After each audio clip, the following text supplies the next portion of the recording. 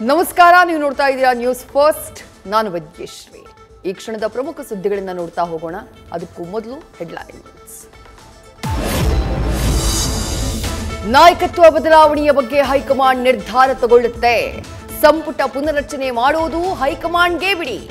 Vote ಚೋರಿ ಹೋರಾಟಕ್ಕೆ ನೀವು ಒತ್ತು ಕೊಡಿ. ಹೈಕಮಾಂಡ್ ವಾರ್ನಿಂಗ್ ಹಿನ್ನೆಲೆ ಸಿಎಂ ಡಿಸಿಎಂ ಜಂಟಿ ಸುದ್ದಿಗೋಷ್ಠಿ, ಒಗ್ಗಟ್ಟು ಪ್ರದರ್ಶನ.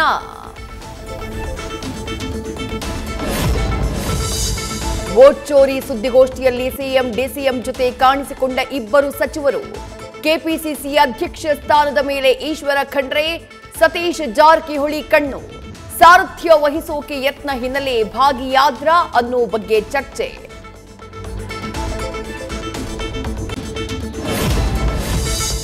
ಕ್ಲೈಮ್ಯಾಕ್ಸ್ಗೆ ತಲುಪಿದ ಬೆಳಗಾವಿ ಡಿಸಿಸಿ ಬ್ಯಾಂಕ್ ಬ್ಯಾಟಲ್. ನಾಳೆ ನಡೆಯಲಿದೆ ಡಿಸಿಸಿ ಅಧ್ಯಕ್ಷ ಉಪಾಧ್ಯಕ್ಷ ಸ್ಥಾನಕ್ಕೆ ಚುನಾವಣೆ. ಕಾಂಗ್ರೆಸ್ ಪಕ್ಷಕ್ಕೆ 2 ಸ್ಥಾನ ಒಲಿಯಬೇಕು. ಸಚಿವ ಸತೀಶ್ ಜಾರಕಿಹೊಳಿಗೆ ಸಿಎಂ ಸಿದ್ದರಾಮಯ್ಯ ಸ್ಪಷ್ಟ ನಿರ್ದೇಶನ.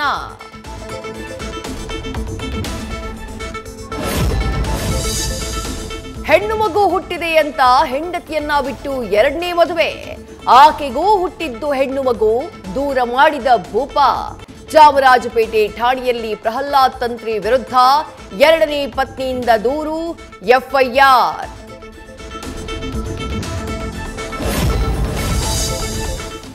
ಜೈಲಿನಲ್ಲಿ ಶಕ್ತಿ ದೇವಿಯ ಮೊರೆ ಹೋದ ರೇಣುಕಾ ಸ್ವಾಮಿ ಕೊಲೆ ಕೇಸ್ ಆರೋಪಿ. ಟೆನ್ಷನ್ನಿಂದ ಹೊರಬರುವುದಕ್ಕೆ ಚಾಮುಂಡಿ ಆರಾಧನೆ, ಆಧ್ಯಾತ್ಮದ ಪುಸ್ತಕಗಳನ್ನ ಓದ್ತಾ ಇರೋ ದರ್ಶನ್. ಬೆಳಗ್ಗೆ ಸಂಜೆ ವಾಕಿಂಗ್ಗೆ ಹೋದಾಗ ದೇವಿ ಫೋಟೋ ಬಳಿ ಕುಳಿತು ಧ್ಯಾನ.